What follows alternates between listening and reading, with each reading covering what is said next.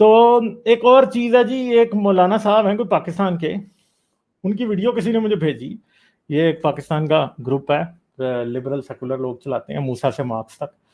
اس کی ویڈیو مجھے کسی نے بھیجی اور میں دیکھ کے جو خاصا حیران ہوں کہ یہ بندہ مولا کیا کہہ رہا ہے. تو آئی ہوپ آپ لوگوں کو آواز سنائی دے گی. خیر ایک سیکنڈ میں دوبارہ سے. تأجر امرأة ليسري بها فزنا بها لا يحد في قول ابی حنیفہ رحمہ اللہ تعالی. امام ابو اگر حنیفہ نے کسی کیا شخص کہا؟ نے عورت کو کرائے پر لیا پیسے دے کر کہ میں تمہیں اتنے پیسے دوں گا مجھے زنا کرنے دو، اجرت پر لیا اور اس سے زنا کیا، تو کہتے ہیں امام صاحب فرماتے ہیں اس عورت پر اس آدمی پر کوئی حد نہیں ہے. یعنی امام صاحب کیا کہہ رہے ہیں، اگر کوئی آدمی کسی پروسٹیٹیوٹ کے پاس گیا اور اس نے اس کا سیکس کیا پیسے دے کے، تو اس آدمی کے اوپر اس کی کوئی سزا نہیں ہے، اس پر کوئی سزا جو ہے نا وہ نہیں لگے گی. اور میں سمجھتا ہوں کہ یہ بات کہاں سے آ رہی ہوگی، پھر میں آپ کو ویڈیو دیکھنے کے بعد بتاؤں گا کہ یہ بات کہاں سے آ رہی. اب اعتراض کیا کرتے ہیں کہ دیکھو جی امام ابو حنیفہ رحمۃ اللہ علیہ یہ زنا کے دروازے کھول رہے ہیں. امام ابو حنیفہ رحمۃ اللہ علیہ زنا کے دروازے کھول رہے ہیں. کہتے ہیں آدمی پیسے دے کر عورت سے زنا کرے تو ایسے آدمی پر حد ہی نہیں ہے، جب حد نہیں تو پھر جائز ہے. حد نہ ہونے کی وجہ امام صاحب فرماتے ہیں کہ ضابطہ ہے الحدود تندرع بالشبہات. اگر کسی موقع پر شبہ ثابت آ گیا تو شبہ سے حد ساقط ہو جاتی ہے. یہاں شبہ کیا ہے؟ قرآن کریم میں ہے فَمَسْتَمْتَعْتُمْ بِهِ مِنْهُنَّ فَآتُوهُنَّ أُجُورَهُنَّ. جب تم کسی عورت سے نکاح کرو تو عورت کا حق مہر دیا کرو. عورت سے نکاح کرو تو عورت کو حق مہر دیا کرو. تو یہ جو اس نے عورت کے ساتھ ہم بستری کی ہے اور بدلے میں پیسے دیے ہیں، نکاح والا بندہ بھی عورت سے نکاح کرتا ہے اور بدلے بزا کے طور پہ پیسے دیتا ہے. یعنی یہ بندہ، مجھے سمجھ نہیں آ رہی کہ یہ مولوی کون سی بھانگ پی کے آیا ہے، یا اس کے دماغ پہ کون سا ہتھوڑا مارا تھا کسی نے کہ اس کا دماغ کام نہیں کر رہا. ارے تم نے ادھر بیٹھ کے اپنی ماں بہن بیٹی سب کو پروسٹیٹیوٹ بنا دیا. بھائی تمہاری ماں پروسٹیٹیوٹ ہے. اس یہ مطلب اس مولوی کا نام کیا ہے؟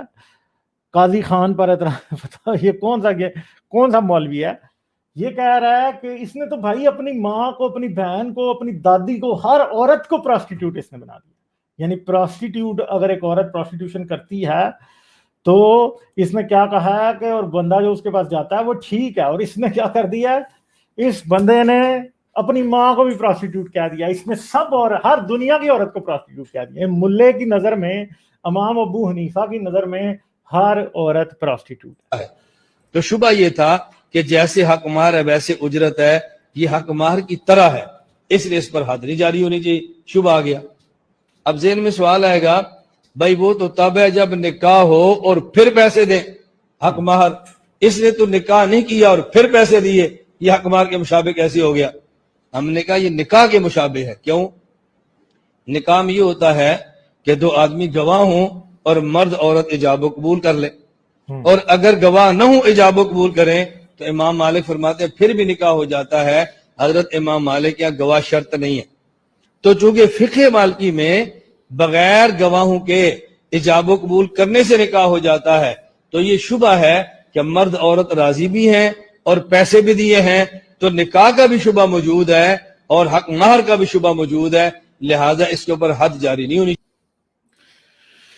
تو یعنی یہ کہہ رہا ہے کہ اس نے پیسے لے لیے ہیں، دونوں رضامند ہیں، یہ نکاح ہو گیا. یعنی آپ کا پروسٹیٹیوٹ سے نکاح ہو گیا کیونکہ آپ نے اس کو پیسے دیے ہیں. تو بھائی اس مولوی کے مطابق تو یہ جتنے ادھر بیٹھے ہیں اس کے اسٹوڈنٹ، یہ تو سارے مطلب کسی بھی ٹائم جا سکتے ہیں.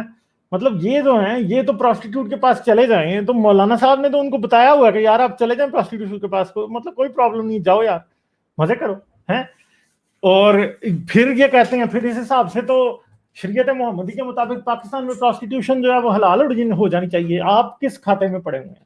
کر دو یار اس کو. مطلب کیوں پٹ رہے ہو اتنی دیر کے؟ کیوں بے حیائی کا رونا دھونا ڈو رہے ہو؟ تو بھائی مان جاؤ نا کہ اسلام میں الاؤڈ ہے، پھر کرو یار، کھلے عام کرو. یہ کیا بکواس ہے کہ تم ابھی تک جو اپنے ملک میں تم نے ایک سیاپا ڈالا ہوا ہے کہ ہاں بھائی کسی ہوٹل میں کوئی چلا جاتا ہے کسی کے ساتھ تو ادھر وہ نکاح نامہ مانگنے لگ جاتے ہیں. کوئی کسی لڑکی کے ساتھ کہیں کی کھانا کھاتا نظر آتا ہے ادھر وہ نکاح نامہ مانگنے لگ جاتے ہیں.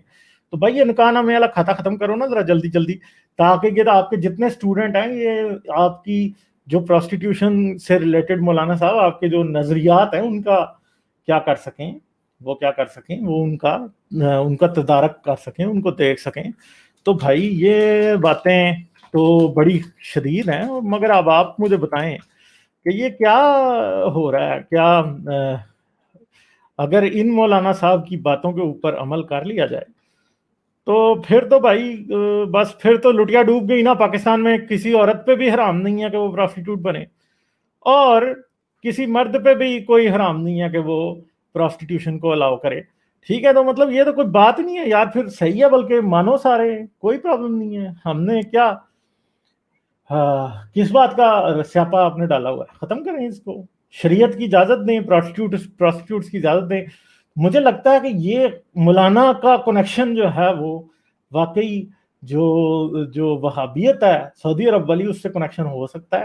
اور یہ مولانا صاحب جو ہیں وہ پرسیو کر گئے ہیں کہ ابھی فیوچر میں کیا ہونا ہے. مولانا صاحب جو ہیں فیوچر کو پریڈکٹ کر گئے ہیں، کیونکہ سعودی عرب میں MBS نے اب پروسٹیٹیوشن کو بہت جلدی حلال قرار دے دینا ہے. اس نے پہلے کہا کہ ہم صرف قرآن کی بات کریں گے، 90% حدیث کو اس نے ٹھڈا مارا ہے، اس نے اٹھا کے باہر وہ جو گھر کے گٹر ہے نا اس میں ڈال دیا، ساری حدیثوں کو اس نے ڈال دیا. قرآن کی انٹرپریٹیشن وہ کرے گا جو اس کو پسند ہے. ٹھیک ہے، تو اب یہ مولوی صاحب کو کیونکہ چندہ شندہ جو ہے وہ سعودی عرب سے آتا ہے، اس لیے مولوی صاحب نے بڑی جلدی یہ کہہ دیا کہ جناب پروسٹیٹیوشن حلال ہے، کیونکہ بہت جلدی جب یہ سعودی عرب جایا کریں گے حج کرنے کے لیے تو ساتھ میں ان کو پیسے لے کے خاتون پرووائڈ کی جائے گی. دن کو اللہ کا کام کرو، رات کو اپنا کام کرو.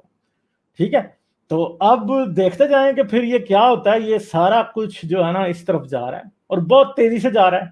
ٹھیک ہے، اور بس دیکھتے جائیں کہ پھر ہوتا کیا کیا ہے اور کیا کیا نہیں ہوتا.